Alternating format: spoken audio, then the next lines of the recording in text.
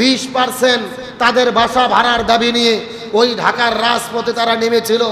আমার দেশের প্রশাসন তাদেরকে মারতে মারতে রক্তাক্ত করেছেন, পিটিয়ে মাটিতে শুয়ে ফেলেছেন, অনেকের মাথা ফেটে দিয়েছেন। এই জাতির শ্রেষ্ঠ সন্তান ওই শিক্ষকদের গায়ে যারা হাত দিয়েছে এরা কখনোই পিতামাতার সুসন্তান হতে পারে না, এরাই হলেন কুলাঙ্গার সন্তান। ডক্টর মোহাম্মদ ইউনূসকে বলতে চাই, আপনি নিজ পেশায় একজন শিক্ষক, আপনিও একজন প্রফেসর বিশ্ববিদ্যালয়ের, সেখানে লেকচার দেন। সুতরাং আপনি শিক্ষক হিসেবে শিক্ষকের মর্যাদা, ভালোবাসা, মহব্বত বোঝার চেষ্টা করুন। তাদের ন্যায্য দাবি মেনে নেন। তাদের দাবি মেনে নেওয়ার দরকার আছে না নাই? তাদের কিন্তু দাবি অন্যায্য নয়। তারা ডক্টর ইউনূসকে ক্ষমতার থেকে নামতে বলেনি, তারা রাস্তাঘাট অবরোধ করে যান চলাচল বন্ধ করেনি। তাদের ন্যায্য দাবি 20% বেতনের বাসা ভাড়া দিতে হবে। সুতরাং দাবি মেনে নেন, আর স্বৈরাচার হাসিনার আমলের পুলিশের মতো শিক্ষকদের গায়ে হাত দেবেন না। স্বাধীন দেশে ওই হাসিনার আমলের মতো পুলিশেরা শিক্ষকদের ধরে পিটাবে, এটা সহ্য করা হবে? আপনারা কি মনে করেছেন? যা খুশি তাই করবেন।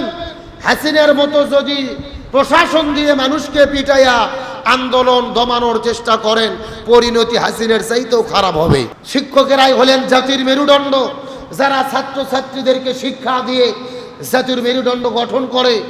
অথচ আমাদের বাংলাদেশের শিক্ষকেরা, এমপিওভুক্ত শিক্ষকেরা 20% তাদের বাসা ভাড়ার দাবি নিয়ে ওই ঢাকার রাজপথে তারা নেমেছিল।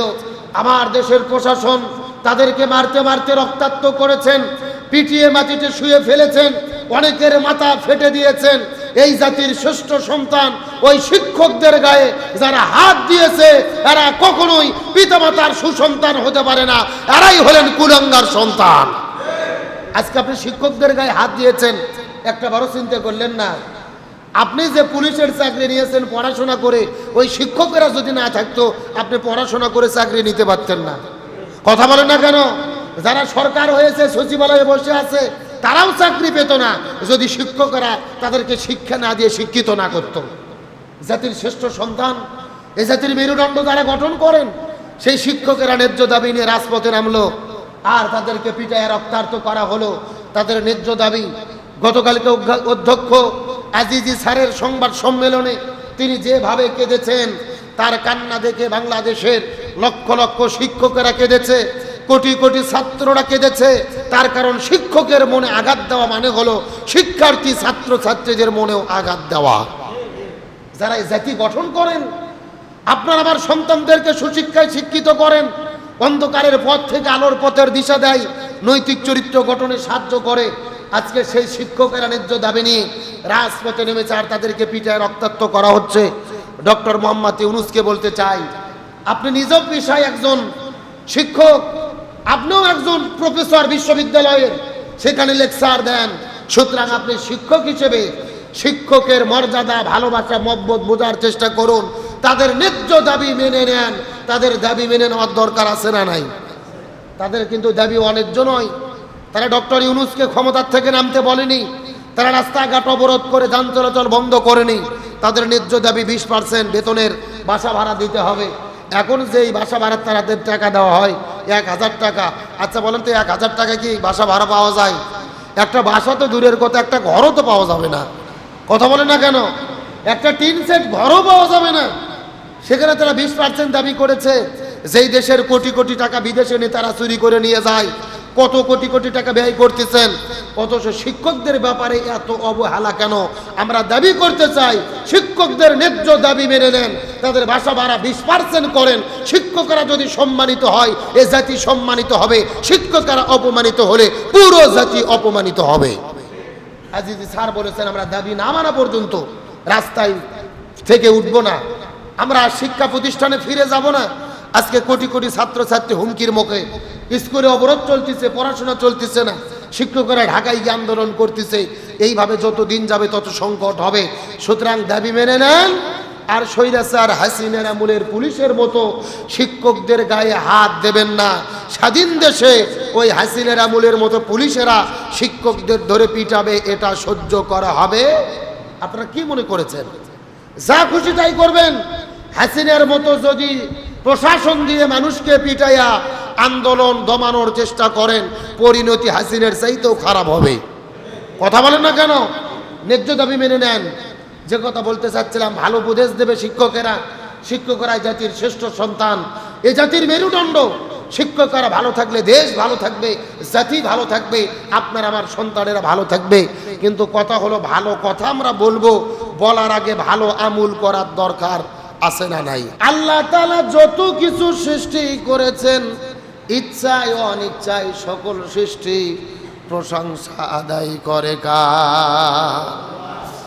আল্লাহ সুবহানাহু ওয়া তাআলা সেই কথাটি পবিত্র কোরআনুল কারীমের সূরা আস-সফের 1 নম্বর আয়াতের মধ্যে আল্লাহ তাআলা চমৎকার করে বলেন, সাব্বাহা লিল্লাহি মা ফিস সামাওয়াতি ওয়া মা ফিল আরদ ওয়া হুয়াল আজিজুল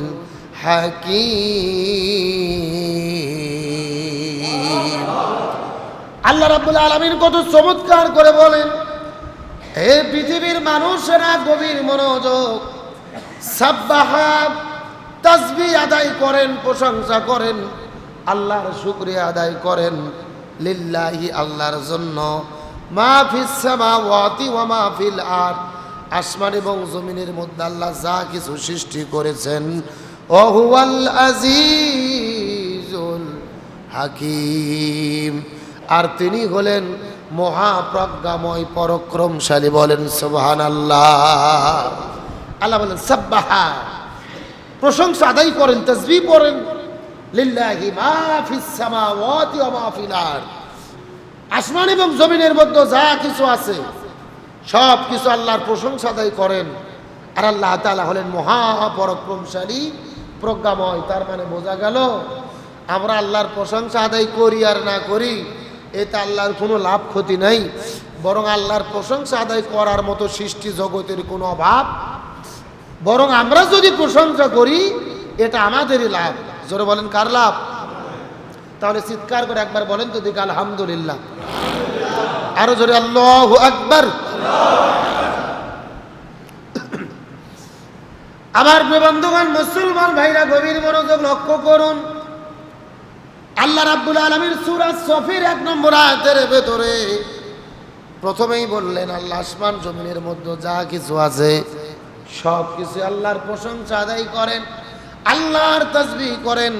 পরবর্তী আয়াতের মধ্যে আল্লাহ তাআলা কত চমৎকার করে বলেন, ইয়া আইয়ুহাল্লাযীনা আমানু লিমা তাকুলুনা মা লা তাফআলুন।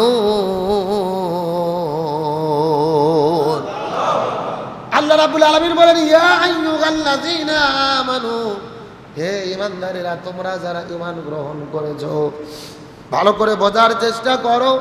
লিমা তাকুলুনা মা লা তাফআলুন, এমন কথা তোমরা মানুষদেরকে কেন বলো যেই কথা তোমরা নিজেরাই আমল করো না? এমন ভালো ভালো কথা মানুষদেরকে কেন বলো? মানুষদের কেন উপদেশ দাও? মানুষদের কেন নসিহত করো? মানুষদের মধ্যে কেন বক্তব্য দাও, কেন ওয়াজ করো যেই কথার উপরে তোমরা নিজেরাই আমল করো না? আল্লাহ বলছেন, এমন কথা তোমরা কেন বলো যা নিজেরাই মেনে চলো না? পরবর্তী আয়াতের মধ্যে আল্লাহ তাআলা আরো কত গুরুত্ব দিয়ে বলেন, কাবুরা মাকতান ইনদাল্লাহি আন তাকুলু মা লা তাফআলুন। আল্লাহর কাছে সবচেয়ে অপছন্দনীয় কাজ হলেন এটা, যে তোমরা মুখে মুখে কিছু বলবা অথচ নিজেরাই আমল করবা না। এটা আল্লাহর কাছে সবচেয়ে বড় অপছন্দনীয় কাজ। সুতরাং আপনি একজনকে উপদেশ দিচ্ছেন যে তুমি তোমার পিতামাতার সঙ্গে ভালো ব্যবহার করো, অথচ আপনি আপনার পিতামাতার সঙ্গে ভালো ব্যবহার করেন না। আপনি একজন বন্ধুকে উপদেশ দিচ্ছেন তুমি চুরি করো না, অথচ আপনি নিজেই চুরি করেন।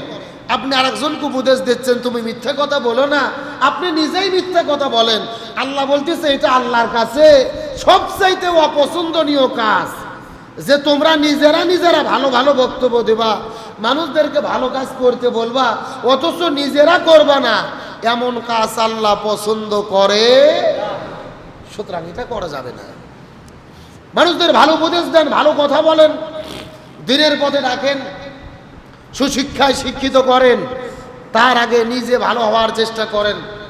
আপনার বক্তব্যের উপরে নিজে আমল করার চেষ্টা করেন। আমি বড় বড় বক্তব্য দেই, ভালো ভালো কথা বলি, আপনাদের মধ্যে ওয়াজ করি, নসিহত করি, অথচ ওই ওয়াজের আমল আমি যদি নিজেই না করি, আমার ওয়াজ দিয়ে কোনো লাভ হবে না। এই জন্য কথার উপরে আগে নিজের আমল করতে হবে, মানুষকে ভালো কথা বলতে হবে। আর আমরা জানি আমাদের দেশ এবং সমাজের ভেতরে সুশিক্ষায় শিক্ষিত করেন জাতিকে শিক্ষক সমাজ।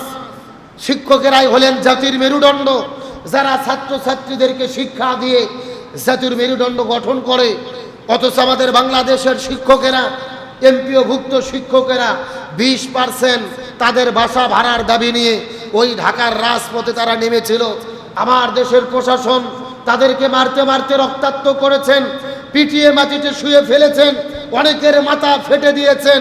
এই জাতির শ্রেষ্ঠ সন্তান ওই শিক্ষকদের গায়ে যারা হাত দিয়েছে, এরা কখনোই পিতামাতার সুসন্তান হতে পারে না, এরাই হলেন কুলাঙ্গার সন্তান। আজকে আপনি শিক্ষকদের গায়ে হাত দিয়েছেন, একটা বড় চিন্তা করলেন না? আপনি যে পুলিশের চাকরি নিয়েছেন পড়াশোনা করে, ওই শিক্ষকেরা যদি না থাকতো আপনি পড়াশোনা করে চাকরি নিতে পারতেন না। কথা বলেন না কেন? যারা সরকার হয়েছে, সচিবালয়ে বসে আছে, তারাও চাকরি পেত না যদি শিক্ষকেরা তাদেরকে শিক্ষা না দিয়ে শিক্ষিত না করত।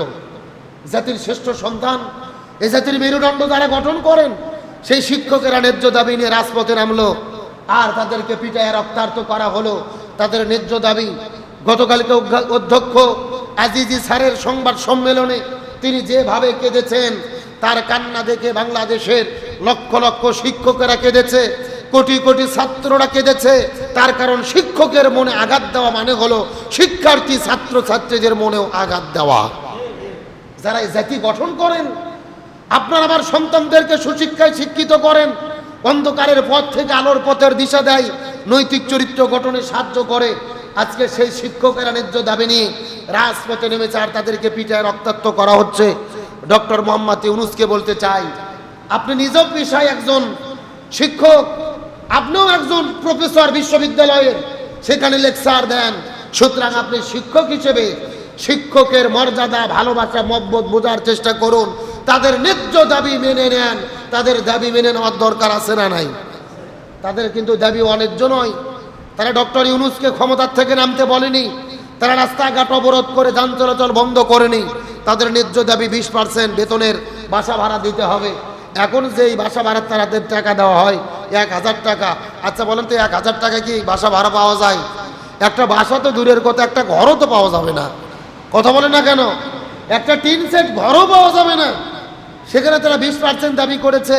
যেই দেশের কোটি কোটি টাকা বিদেশে নেতারা চুরি করে নিয়ে যায়, কত কোটি কোটি টাকা ব্যয় করতেছেন, অথচ শিক্ষকদের ব্যাপারে এত অবহেলা কেন? আমরা দাবি করতে চাই, শিক্ষকদের ন্যায্য দাবি মেনে নেন, তাদের বাসা ভাড়া 20% করেন।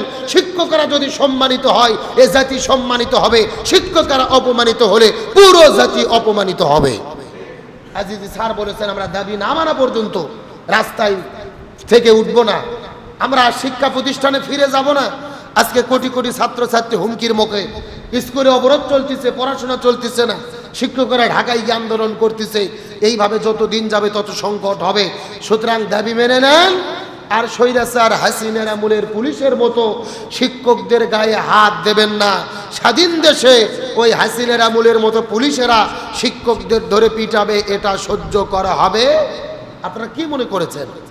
যা খুশি তাই করবেন। হাসিনার মতো যদি প্রশাসন দিয়ে মানুষকে পিটাইয়া আন্দোলন দমানোর চেষ্টা করেন, পরিণতি হাসিনার চাইতেও খারাপ হবে। কথা বলেন না কেন? ন্যায্য দাবি মেনে নেন। যে কথা বলতে চাচ্ছিলাম, ভালো উপদেশ দেবে শিক্ষকেরা। শিক্ষকরা জাতির শ্রেষ্ঠ সন্তান, এ জাতির মেরুদণ্ড। শিক্ষকরা ভালো থাকলে দেশ ভালো থাকবে, জাতি ভালো থাকবে, আপনার আমার সন্তানেরা ভালো থাকবে। কিন্তু কথা হলো, ভালো কথা আমরা বলবো, বলার আগে ভালো আমল করার দরকার আছে না নাই?